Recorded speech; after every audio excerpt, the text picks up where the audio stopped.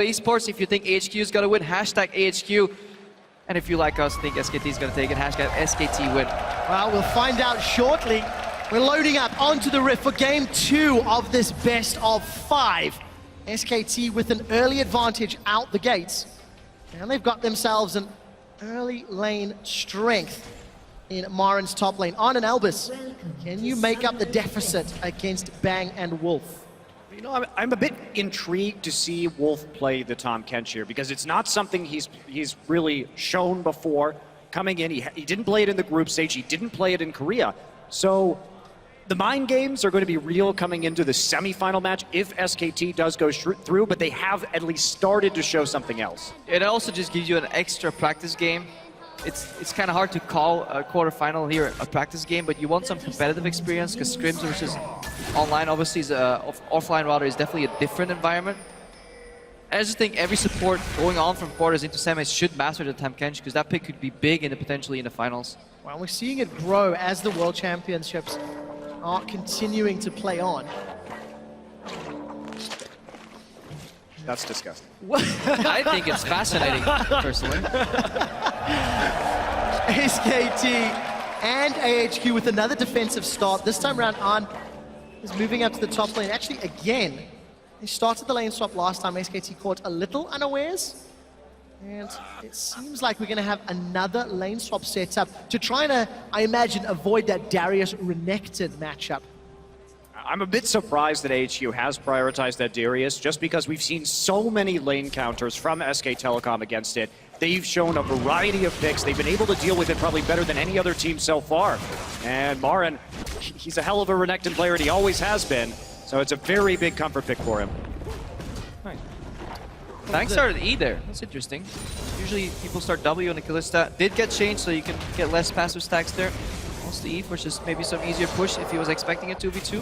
And early level 2 there to Albus. Is he going to roam to do the typical versus SKT strat of gank mid lane? There is a ward, and we saw some blooping, so HQ is aware of that ward that SKT plays, so that's why Albus is changing his pathing here. Yeah, you can see the delayed ward coming in, the trinket ward from Faker, just to make sure that they were protected on that side in case anything was going to come through. So interesting early ward pattern here, and that's going to keep the Rise nice and safe against any level 2 gank shenanigans. Has managed to save or stay alive. It will time out very, very shortly. Yeah, that's why Albus is waiting. Yeah, he's going to die. Did not have vision of the area, but take a look at the mid lane. Westo lost a very early trade against Faker. He's already burned through his consumables. And Faker does have that HP advantage and the wave pushing against him. So very comfortable and safe on the scaling mid laner. And I think from watching Faker play, that is one thing that separates him from a lot of other mid laners, and many pros have come out and said it when they played against him. He challenges almost every CS you take. Whether it's by attacking you or simply moving in your general direction, having the pressure, it's like a million eyes are watching you CS, and Faker is in your face. And if you mess it up, not only is he going to laugh at you for missing that CS, he'll punish you with an auto attack. So it's incredibly hard to farm into Faker overall. Especially when you have to be this far forward, and Bengi now going to wrap around. He will be seen by the trinket ward. At least coming in from left side though. Westor, he's making it obvious that he has backup though. Yeah, not playing scared at all. I think SKT Faker knows. the bait. So Bengi's not going to go for the gank. Instead, it's going to wrap around to the bottom half of the jungle. On Albus, as well as Ziv, we're pushing up the top tower. That should fall shortly, as SKT will take down the bottom outer turret. And you can see statistics on the Twisted Fate as well as that Rise. Well, it's one of Westor's legendary champions, right? He's been known for playing TF for years and years and years in the Taiwanese when he's seen. So it's something that he's going to be very comfortable with, but he has to make it work early here because they're going to need a large gold lead to deal with Faker's Rise. Come the late game, he is running the teleport this time. He will be a formidable split pusher. Yeah, and this time, so you see both towers go down here, waves being bounced, but you see Marin doing the smart thing. At the start, when these waves started being bounced off the T1 die, people did an endless freeze, but they actually met too much resistance from the lanes coming back into defense. So what Marin's doing right now, he knows there are people coming, likely to be on and Albus. So he actually pushed in the wave a little bit, so he doesn't deny himself any potential CS. And you could see that reflected in the CS score right now as well. He's at 14, whereas Ziv immediately based to pick up that massive wave in the top lane. Bengi, however, is here for round 2. Body slam is not going to connect. Bengi did not follow it with a flash of his own and gets Westor's. Yeah, but that is huge because Faker is playing very close to that tier 2, and Westor must have a flash in order to really CS in that particular situation. And now we see some movement up into the top side. That's exactly what we were talking about. That's why you push that lane back earlier, because otherwise that massive wave stacks and that freeze actually becomes a massive push against you, and you actually lose all that farm. Look at it. Marin doubling the CS already from Ziv, and Ziv's tower just going down here with the help of those minions. On is going to push down on the bottom, so they may be able to trade. Mountain and Elvis going to arrive a little late. Westor also teleported to the mid lane, so he doesn't have that available if a play were to break out. And Marin, has he maybe taken the bait here? Not enough minions to fight. Albus, Ziv, Mountain. It's a party. They want a new pair of shoes, and it's crocodile skin, the make they want. Slice and Dice is available for Marin. Gonna get the stun onto Arn, and slices and dices away. Arn will follow with the rocket jump. Faker teleports in, kills Ziv on the back line, and Marin escapes. You can't make that mistake right there. Faker hadn't even been back to shop yet. He had no items, so that was a very good dive situation. But Marin plays the slice and dice through the lane, and Ziv has nowhere else to go. He has to run through that turret, and Faker just locks him down. With no minion wave under there, he's gonna take a lot of hits. That was one of the sickest plays I've seen. Marin coming back, gonna have to clear that wave. Hang on, let's see if he survives so we can actually talk about how sick that was overall. Death Sentence connects, the Flay will not. Repel comes down and Mountain's in trouble. Faker, no mana though, which means AHQ get away with their lives for now. Yeah, Marin, he denies the dive by keeping the wave outside of the turret. Then he waits there, he doesn't path into the river, just says, okay, you wanna come? Walk to the tower. Faker collapses, kills somebody, but then Marin, you can slice and dice through somebody, but he stood at the very edge where his slice, his initial first dash, would actually just not proc the dice, but he just procced a tiny bit of area of an enemy champion right there to proc the double slice and dice. That was a phenomenal play, just getting out of there, maximizing the distance. And oh, the Sentinel, I don't think it's going to see them. The Death Sentence does! Bang gets caught by a cocoon, and the Flay holds Marin in place. Arn is going low. Marin will not be able to get the kill. It's a double for Bengi. Elvis takes a few turret shots, but should get away alive. you don't rely on Sentinels, you never do. Those things don't see anything, they're broken. They walk in, it's like they're blind. You can call them blind monks. You don't do that. Not living up to their name then. No. So to be fair, twice now Bang has been caught by a death sentence from the bush. And Albus has been standing in, yes, last game and this game, but it results in 2 deaths and a tower for AHQ and a swing in the gold lead. Yeah, this is exactly why you don't do that. I mean, whoop, saw that one coming from a mile away. And then, you know, by the way, if you're an AD carry, you know that there's a chance to be like, I mean, come on, how likely is it that they're still in this rush? I really want some CS. Everybody talks about Faker and Marin farming so well. Bit of a push up here, and there's a stun onto Zip. Zip turns around for a moment, but Bengi's here. The body slam connects. Zip's going low, gets a decimate heal, and flashes forward, finds the lantern. Albus looks for the death sentence, but will not find it. Scores a 3-pointer between the posts. The minion wave continues to get shoved in, but flash burn for Zip. We also have to look at what's going on in the mid lane here. Faker's CP is down, so is Westor's, but his ult is up. You can see that as they start to make that play, Faker begins to push very aggressively into that mid lane to prevent the TP from actually coming through and reinforcements on the top side. Wolf is... Who's in trouble here, actually? It's Mountain, an acquired taste. Wolf is going to spit him back out. The Repel's got nowhere to go, but Westor wants to help. Cocoon and Gold Card have landed. Bang, flashes forward, now has double buffs. Gold Card will hold him in place for a little while longer, but Bang will find 2. Will not be able to get shut down. Kill credit to Wolf with the regurgitate. And SKT just regain control. Yeah, and if you pick TF into a late game scaling matchup, you need to make that first ultimate count. You need to get a kill, potentially an objective in the tower. All Westor does is just sacrifice one more kill to that Tahm Kench here. Really solid play here by Bang & Wolf. Good synergy already. Kalista, Tahm Kench, you can see why it's such an important lane if they can close the gap on you. We saw Origin yesterday do the Kalista Tahm Kench combo. Yep. Somebody alive and pull them back with that Fate's Call. Bengi's going to be a bit cheeky to take these Krugs. There was no vision on him. And AHQ none the wiser, losing one of their camps. But lagging a little bit behind in vision here. We haven't seen those side stones coming out from the junglers yet. So there's not actually anything you can really take right there. The control really hasn't been grasped yet by either of these teams. And then the problem lies here again, reactive play, reactive Destiny from Westor instead of a proactive play where you really want to set up that gank and you play with incomplete information, then well, then you need to play with respect. If you don't, then you find yourself in situations where you lose your one global, your ticket to a kill, and then SKT picks up another dragon. Easily secured. Arn, Albus, and Ziv. They're looking for Marin, but they will not go for the dive. There's actually deep vision for AHQ all the way through the jungle and the lane in the top half, the top quadrant that they decide against. And they're just working with the deep vision they have on the bottom right side of the map. That's why you see Marin go back. At the start, people got cross-mapped very often. Origin for a team actually got cross-mapped sometimes. Faker wants to go in, card goes down, and he pops Westor. Will not be able to find the overload connect as it hits a minion.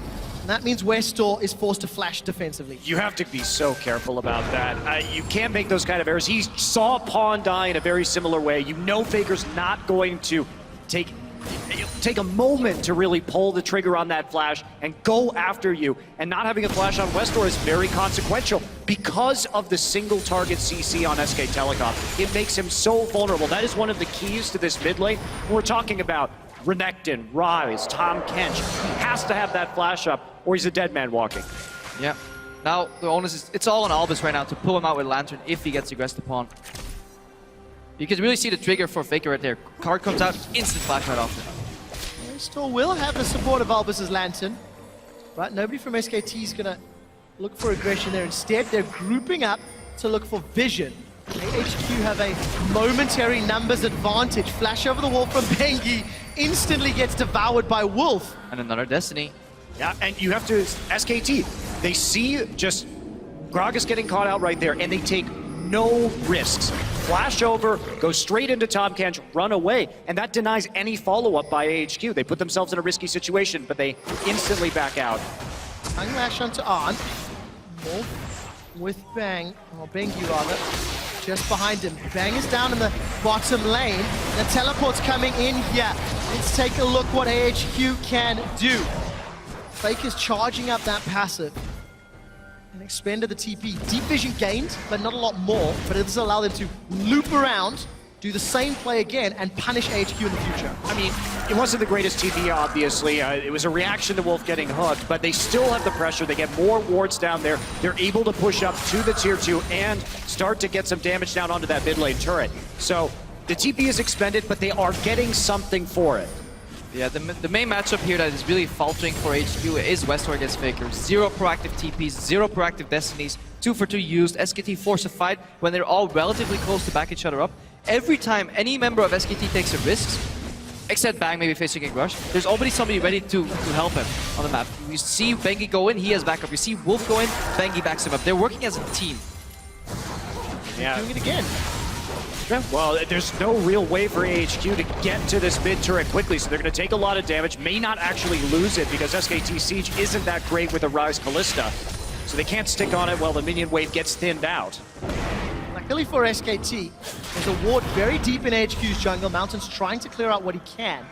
And with Marin having teleport available, he continues to push top. While Arn is pushing out the bottom lane. But again, SKT, they're just laying a SKT flag in AHQ's jungle every single time they push forward. And unlike last game, now what we saw last game was that while SKT was dominating the bottom side of the map, we did see AHQ reciprocate by taking over the opposite side of the jungle. This game, there's virtually no wards on the top side for AHQ, so their counterplay options are severely limited right now because they literally have no information. Yeah, and SKT doing a phenomenal job just shrinking the map, and Destiny just becomes worse and worse the harder the map shrinks overall, because you can't find an opening to a side lane where you can then 2v1. Even if Destiny's in right now, there's always another member from SKT close enough. And the reality of Twisted Fate is if you can't get deep wards in, if your team can't get deep wards in, when you start to want to combat the Dragon and the Baron, Destiny then has to be used just to see where the hell the enemy team is, and that becomes a major problem that you're using it for vision only. And it brings 0 combat stats to that fight around Dragon, so you work, vision is your advantage and knowledge is power and all, but if you don't have any vision, you go down with, compare the ultimate from Faker to a Destiny and a Dragon fight. That alone spells out the entire way that fight's going to play out. Luckily for AHQ, this wave pushing bottom has brought a little bit of vision in the jungle. Unfortunately for AHQ, SKT have started to clear that out already. A minute and 20 seconds until this next dragon spawns. SKT secured the first one, and Faker's just going to use that desperate power to shove the wave in as quickly as possible. Even going to get Westor to TP again, not proactively, defensively. Yeah, and it's so frustrating for AHQ. Whenever they clear a pink ward, 2 more take its place. Hail ward drop. Hail ward drop. I want one of those. I assume as a support player you'd love that item. Yeah. Just double up every whenever time. whenever you lose one, your Sightstone just gets 2 wards back, right? Balanced. Makes for very exciting games against WE. Not difficult to deal with at all. So, AHQ, what have they done for the last minute? They shoved in the bottom wave, defended the mid tower, but it's very clear they want to make a play around this dragon. It's just become a ward war for information. SKT doesn't really need this dragon. They've got number 1. They're scaling. Westor caught out a little bit. Or maybe the other way around. Bengi, in fact, in a little bit of trouble. Albus has flash. Good explosive cost, but the satchel rather, will secure the kill. So numbers advantage to AHQ. Westor is low on mana. If a fight continues to break out, Ziv has arrived. Fate's Call now pulls the catfish in. A big tool to keep Wolf alive is no longer available, and AHQ may make a play for the dragon. AHQ did a really good job of pushing up all the lanes before that happened. SKT still around the side. Here comes the ult from Tahm Kench. Let's take a look. Missile Voyage is going to bring him into territory, but SKT flash over the wall. Ziv will lose his life as AHQ secure dragon. SKT may be able to get a tower out of the deal as well, so advantage SKT. And that's what they do so well. Whenever they lose a member, they're still willing to look for an opening and immediately act on it. They don't hesitate. They don't fall back out of the area assuming everything is lost. SKT so good to find these little picks whenever they could see the dragon or a kill. Well, and they don't need that dragon either. With dragon number 1, they have the scaling advantage in this game. Faker already has 2 kills. He's been up in CS this entire game, and he is scaling with the tier, with the Rod of Ages. So the fact that he is winning his lane right now, and that we're seeing approximate parity in gold, indeed SKT a little bit ahead. There's no dragon snowball quickly here for AHQ. So this is a good situation for them to be in. There's no need to fight that dragon, especially after Bengi gets picked off. Safe, smart play from SKT. This time around, Westor does not have the same CS disadvantage that we saw from game 1, despite the fact that he's been flashless multiple times. The only problem is he spent all of his time on the back foot defending his farm, and now Westor may get caught out. He's in so much trouble. Bengi has been pinged out, but there's no play left for Westor to get out of here. No, there is not. The barrel comes out from Bengi. A body slam is going to be enough. The kill will get secured by Bengi. 2 assists for SKT. Yeah, Bengi doesn't go in with the body slam either, because that is the only way that Westor can get out, flashing over the body slam. So he just holds, waits for force flash, then chases with body slam. Luckily, Kench was waiting too. Here's Faker though. Gentlemen, there's a fight on 2 fronts because Arn's in trouble down bottom. Ziv's caught out in the middle. Here comes Bang with the red buff. Fate's Call holds Ziv in place. Arn gets away alive, but Ziv cannot say the same. Yeah. Bang says, licky tongue, I choose you. Now faces Steam Rocket in the mid lane. Oh boy. Where is the Pokeball, the Pokemon Master, Callista skin, Crepo? He's waiting. That's right, it's gonna get that copyright anytime now. Pretty sure that's gonna work out. Please? SKT, 6 kills to 3. They've got a 3,000 gold lead, a tower advantage, even on dragons, and content to play the scaling game. There's Ziv getting caught once more. Yeah, body slam flash. Bengi, so far in this game, has been doing a lot of body slams with not flashing after, just to force enemies flash. This time he really wants to commit to Ziv. Perfect combo, and you can see how hard it is for Ziv to get out of there. He's so confused that he actually flashes to the wall too, adding some insult to injury.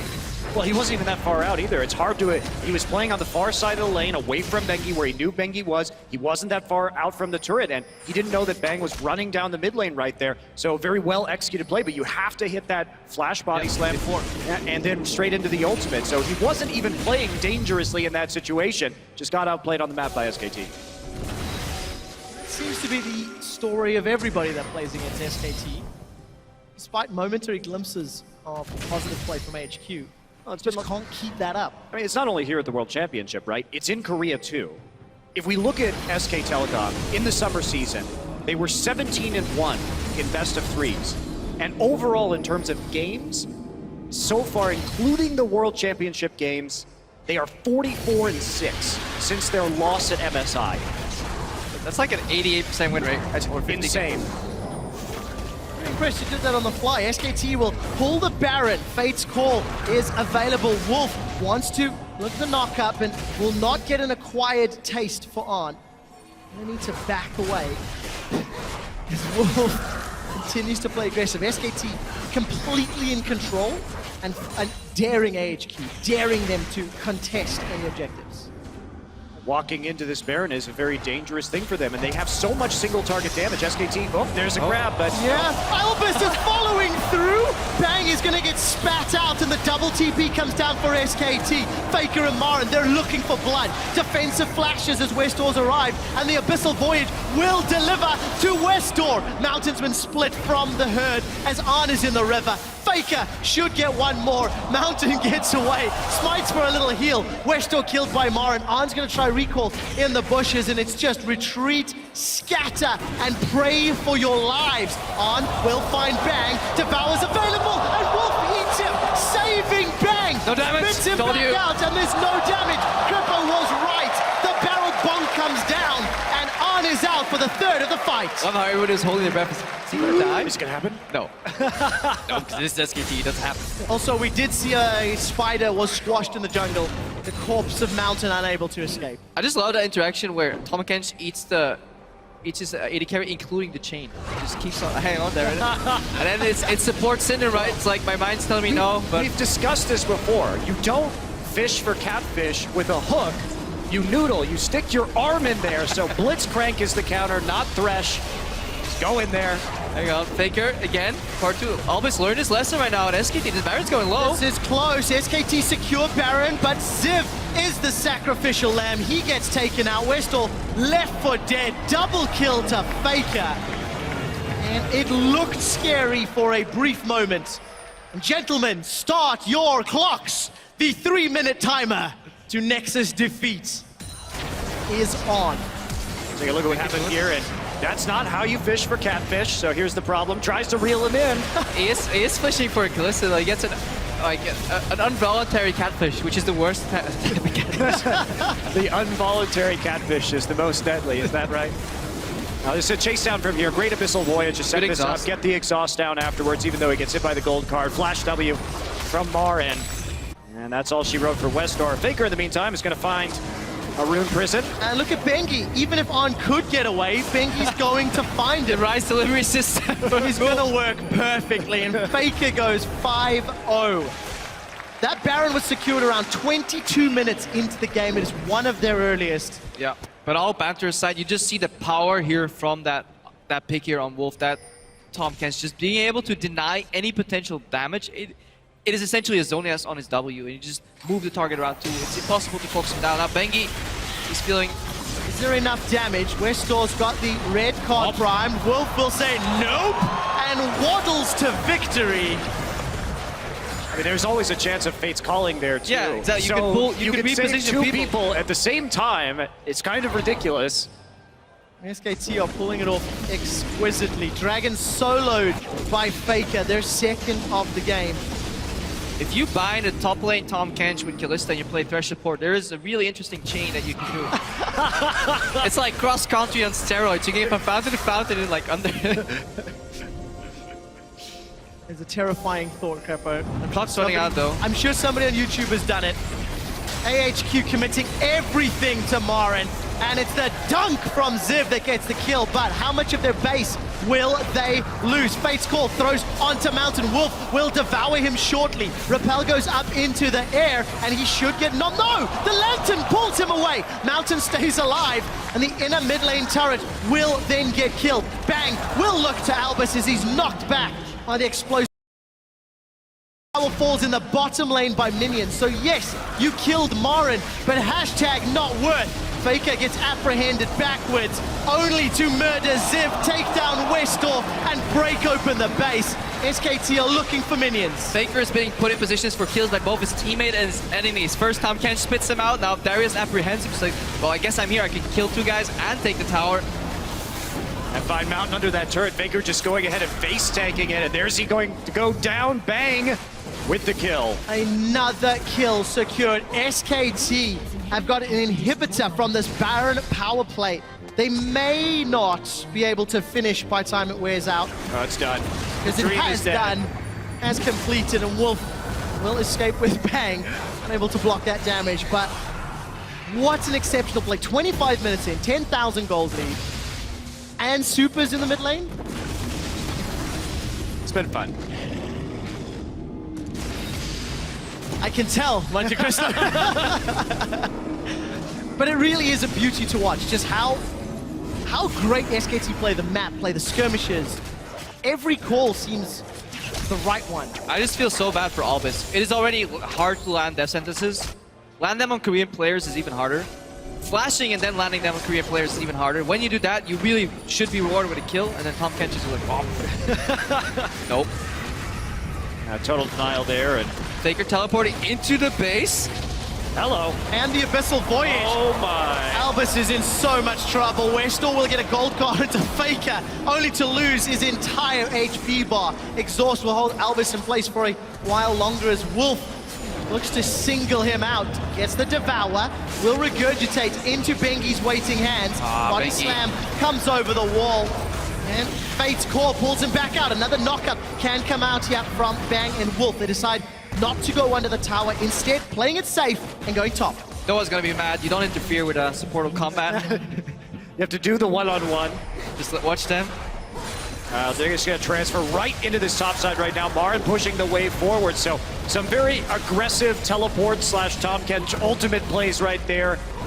Nearly get a kill, or do get a kill rather, and then moving down and finishing off another inhibitor. And with super minions in the base, SKT look to secure another Nexus. Ziv is being focused, and despite the death sentence, finding Wolf, the rest of SKT are destroying the turrets. Bang is hunting for Westor. They're going way deep. An auto attack plus flash secures it, and SKT peel backwards. Body slam will find AHQ, but they're on the defensive. Everybody is being killed, even under the fountain. SKT are one game away from a semi-final placement and a battle against Origin. Well, another solid win for SKT. They really amped it up that time. Much cleaner play after the warm-up. They get the rise once again. Even though they were starting on that red side and we had so many bans coming out from AHQ, they let it through. And Faker really delivers, gets absolutely huge on that champion. And when is SKT actually going to lose a game at this World Championship? I don't know. Maybe never.